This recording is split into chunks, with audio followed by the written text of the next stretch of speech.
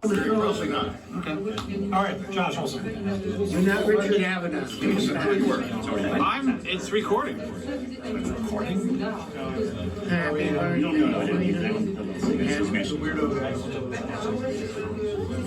That's true. You could do impressions of like Super 8s. Here we see Harlan Ellison in his natural habitat, a Mexican restaurant eating mole. Yeah, but stop taking my pictures so I can eat. Okay. Doing some stuff in New York. No, I know both were from. No. You know how much I love it. I thought some of those guys. I thought you might like to. Yes. I thought Is it about me? Wow. He hates me. He's in awe of you. He hates me. Okay. He has so much awe. He thinks I'm kind of cute. The phrase you're looking for is j'accuse. He's in awe of you. J'accuse. He's in it. Yeah, I'm in awe of you. Oh. No, I cannot tell this story. Trust me. Well, we know it's a funny story. No. Oh, we love it. It's Very great. funny. Cannot tell it. I will send you Save it for the stage tonight. Will you tell us all why?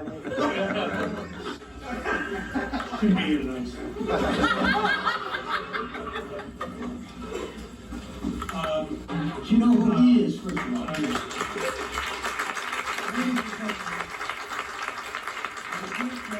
Josh Olson, the Academy Award nominated author of History of Violence. 2 hours.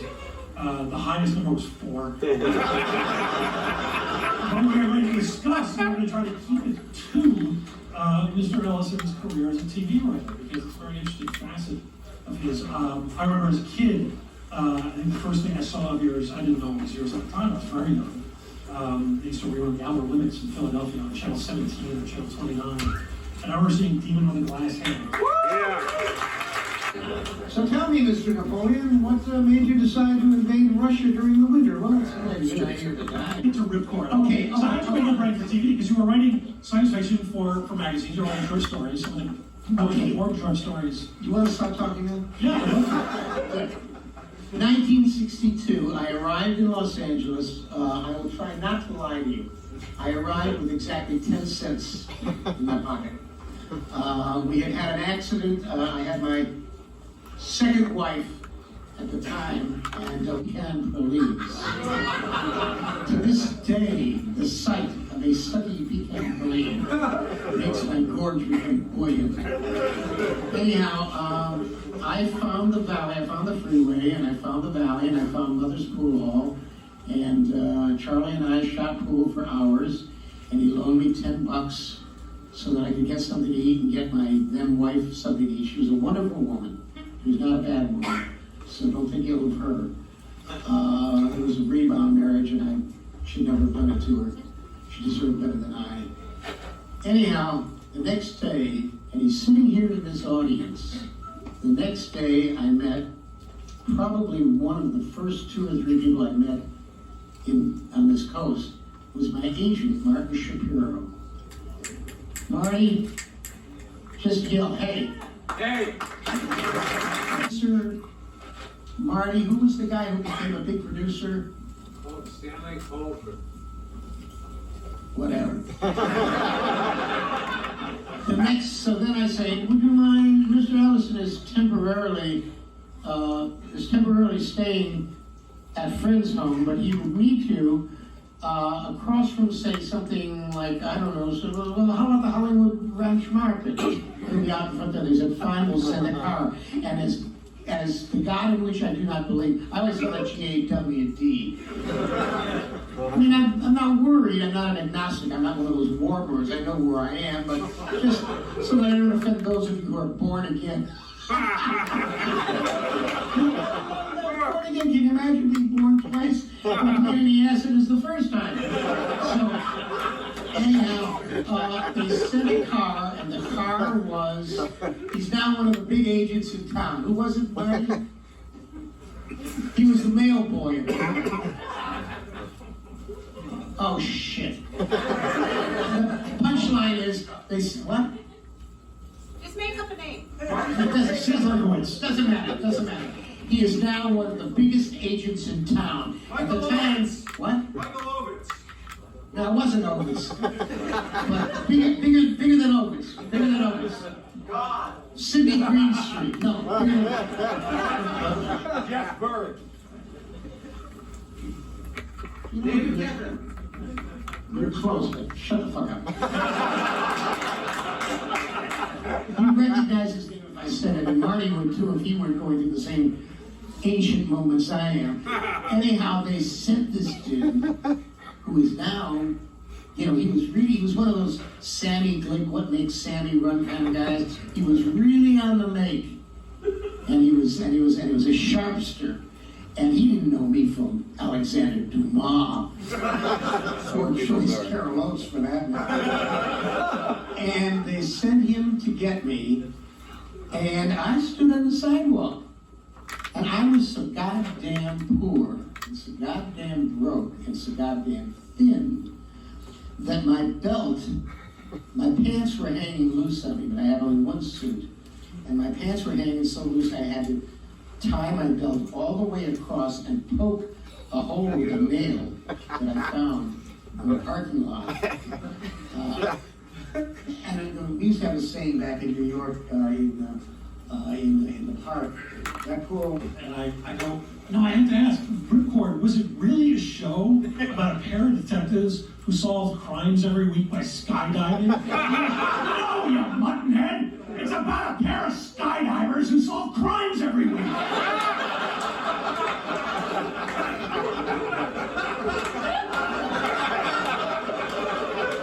I can't even, no, I'm not nearly, but I can maybe come up with one story in which a guy solves crimes by jumping out of a fucking airplane.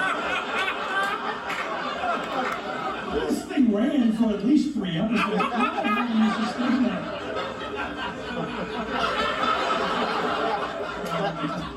No, any time you're on. Jump. How is your one episode of Ripcord? First of all,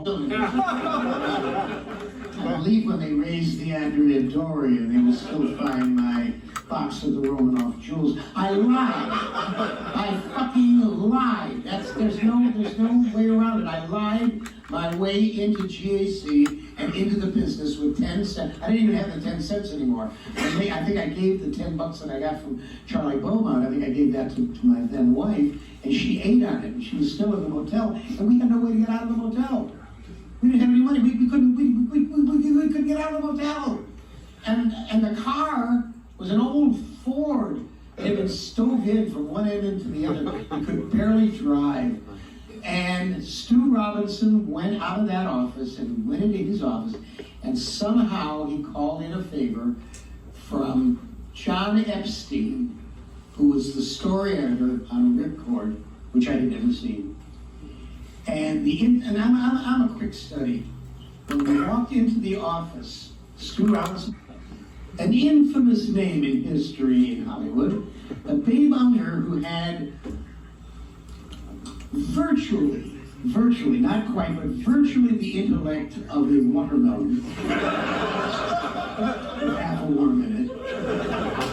Babe Unger must have cast someone he was stupping, or as we say in Yiddish, fucking. And this is going over the internet? Good. But also over the network. He cast some, and there is no other word, and I do not mean to be politically incorrect, because as you can see, motherfuckers, I don't know from politically incorrect. He cast a bimbo. Honest to God, an authentic, genuine, real bimbo. Money. Sit. Have you ever seen a mushroom on a dollar bill? No. Look carefully. Do you see a mushroom anywhere? No. Take your time. Don't be rushing.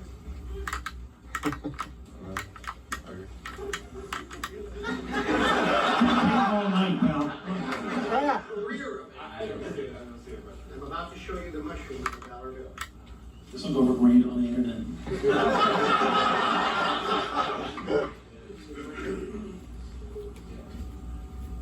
Is that not astonishing? Anybody else got $1? That's the short clip. Asian rain service. And it also has one of the greatest, there's only a few seconds long, but they put something together. The greatest opening. Can we just run that clip of the opening of Burke's Law? Jordan, are you up there? Anyone? St. James Clip. Oh. This is a teaser. I didn't have to wear this silly thing. Designed to summon your satanic majesty. Designed to summon the Prince of Evil. For a little talk. Well, now, for the juice.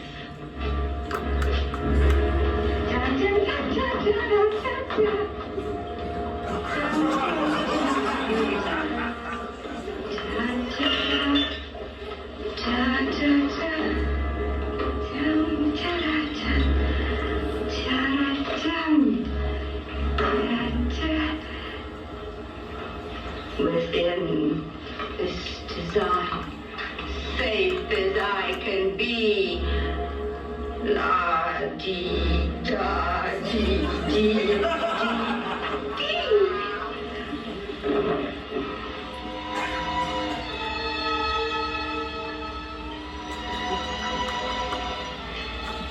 You who know all, see all, come to me. Tell me who my enemy may be.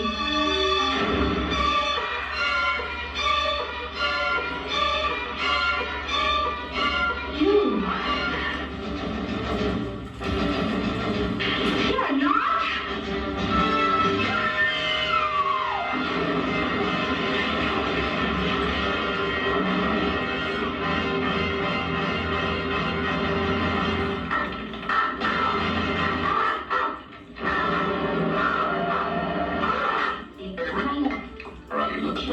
Ah, what happened? From purely Oh, where's the title sequence? counterfeits. Okay.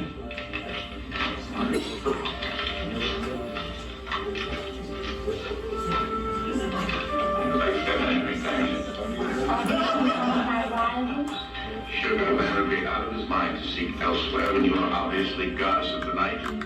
If I thought for 1 minute that you meant that, I'd crack a butter. Restrain yourself. Butter on the rug brings ants. My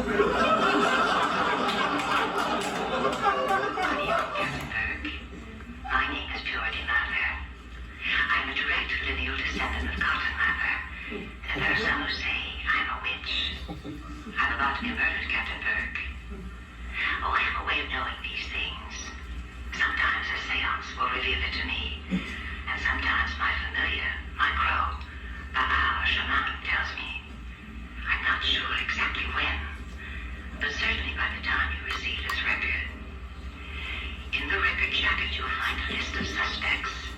I've included them so you won't have to waste time on false starts.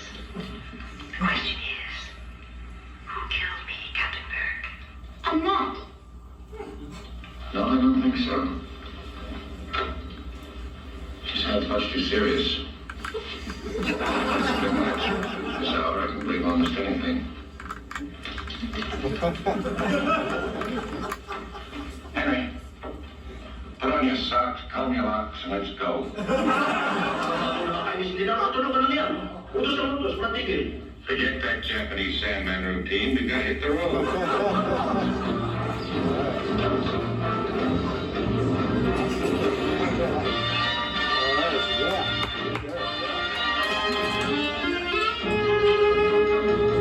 It's Burke's Law.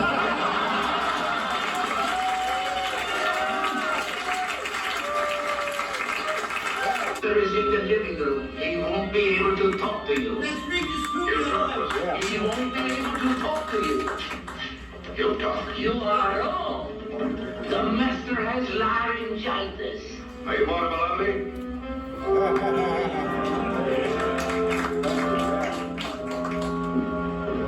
We're from the police department. We're investigating the murder of Benjamin Glory. We know you've been receiving stolen pesticides from someone in the Glory League Company. Oh, yes, Mr. Lovely, a big, big yes.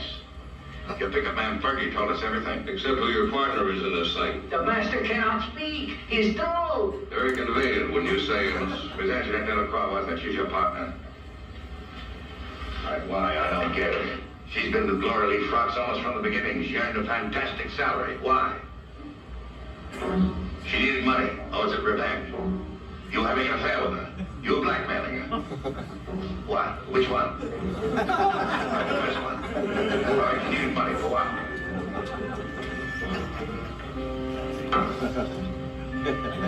You're peeling banana. She was hungry. She needed the money to buy food. Great. Twisting and great. Lemon twist. Lemon orange. Twist. She did. All right.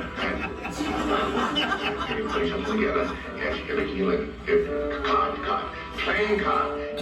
Gambling debt. She needed the money to pay off a gambling debt.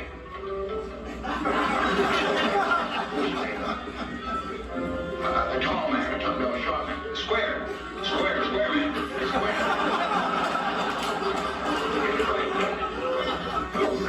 Yes. You're picking up some a tray. A container.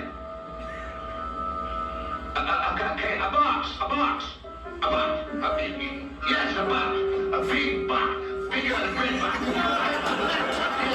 Services, John Cameron Swayze.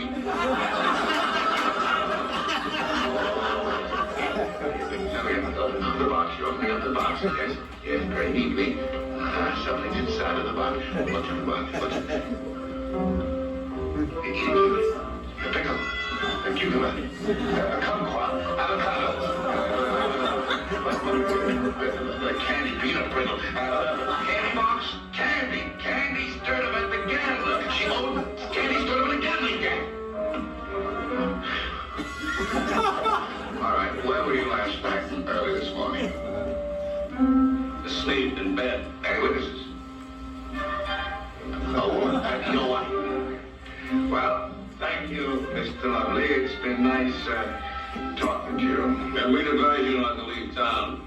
Now, how far can you go playing charades? Poughkeepsie's a nice town.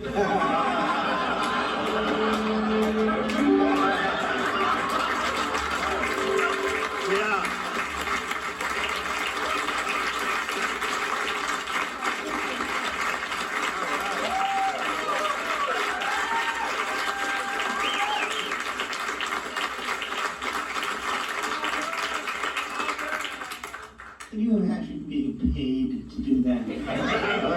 From the street, down in Studio City, a red carpet all the way to the studio, to the soundstage, and they sent the Rolls Royce to pick her up.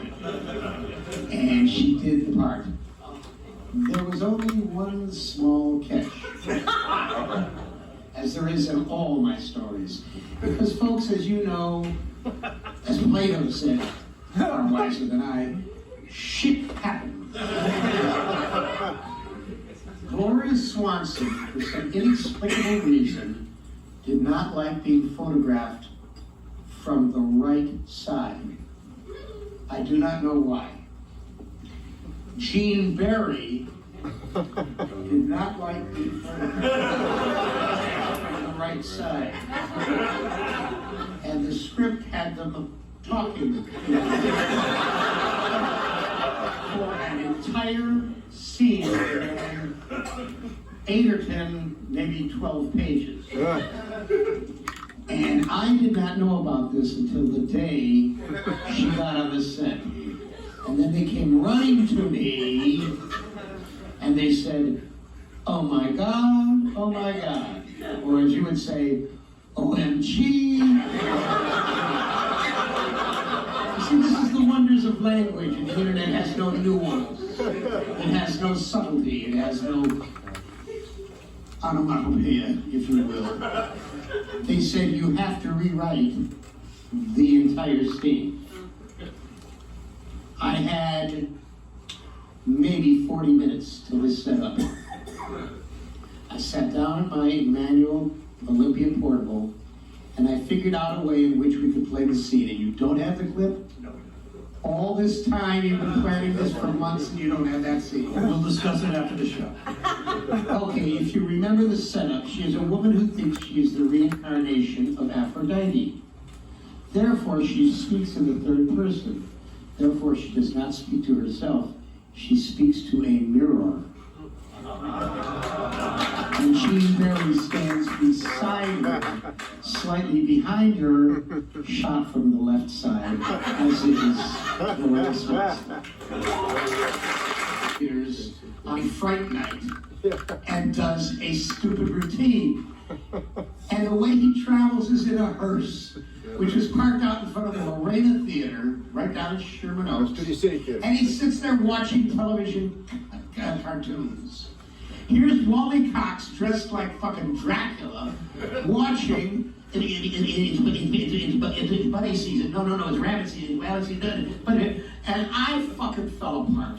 I don't know about you, but I think that's just hilariously funny. Wally Cox was funny to begin with. He could just arch his eyebrows and you would fall apart.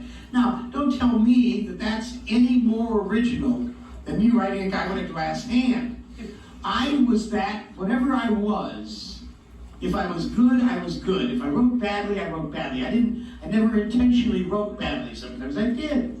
Sometimes I was rewritten and it came out really badly, at which point Cordwainer Bird would rear what was left of his head and the spurting stalk of his neck. That's part of the Irwin Allen story, but we won't go into that, obviously, because you won't let me tell it. No, I'm not going to tell it. I'm not going to tell it.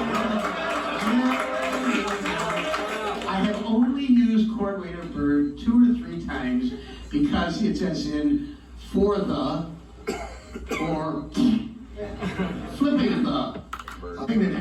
And we're going to jump ahead a little bit, because I'm going to come back to this, because I'm just so eager to get this one to Ask the goddamn question! There's a strange bump. There's a really odd credit on your list. And we're going to talk, like, so I want to talk about why you wrote this, and then we're going to get into the, Jordan, you know what I'm talking about. Hey, shut up. Yeah.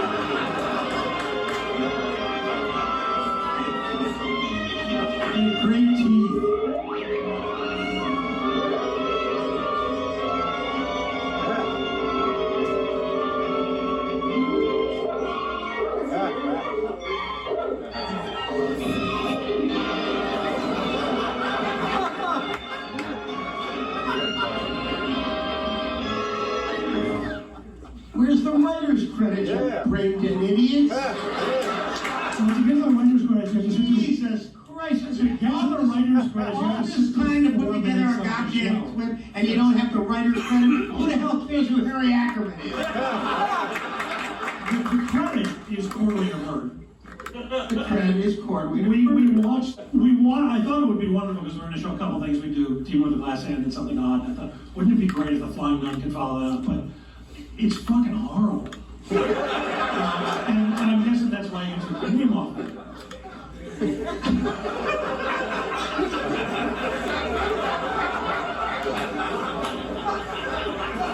I want you to tell the story of why you wrote an episode of Flying Nun. Because it's a great story. I'm sure this expression was on Laurel's face half the time he was married to Hardy. It's a very simple reason why I wrote a Flying Nun. The best an artist being a Jew and an atheist. What Matt Hancock calls us a passionate and long-standing, stiff-necked Jewish atheist. Why would I write a thing about a fucking nun? I wanted to fuck Sally Field.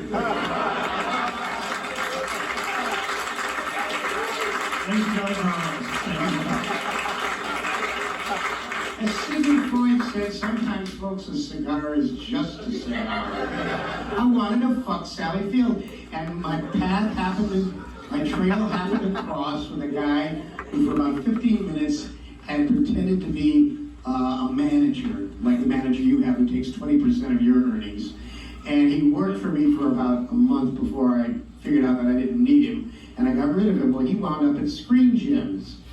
And I guess because he felt guilty, he said we're shooting this new show, and perhaps you'd like to. And I had never read any of the children's books about the Flying Nun, and I said, well, what's it about? He said, well, it's about this nun and her, what do they call that thing that they wear? No, what's this? No, the thing though on her head. No, the head. Is that the habit? The head? That's the wimple. The whole thing is the habit, and the wimple is this part. Whatever that thing is called. Someone look it up on the The wings, whatever. The wings on It's her about head. a nun who can fly, and I said that's about as interesting to me as having a marlin spike driven through the left side of my head. And he said, well, it's going to star Sally Field, and my mind immediately goes, Gidget! Oh boy, I'm a charming little fucker, and I love to fuck, and I was fucking anything that breathed. I was single, and I was clean, and I'm a boy, and I don't drink, and I didn't use dope, and I don't gamble, and I don't beat up women, and I'm funny, and my dick is no larger or smaller than anybody else's. It's a normal sized dick. If I can't make her come, maybe I'll make her laugh. Which, guys, I gotta tell you, is very important to women. You may not know that, but many, many, many women, you can get by without knowing how to do it. See, the three things in this life everybody thinks they know how to do. Everybody knows how to write. Everybody, oh, I can be a writer, I can write that, I can write this, or drive a car. Oh, I can drive, I can write it, and fuck. Everybody, in fact, most people can't do any one of those three with any degree of acumen or efficiency. And I was a good fuck, mostly because I made women laugh. Never fucked Arlene. Never fucked Arlene like that. I know everybody said, oh, he must have fucked all the actresses on all of Arlene never gave me a tumble. Arlene then as now stuck with me for more than a quarter of a century. Poor woman.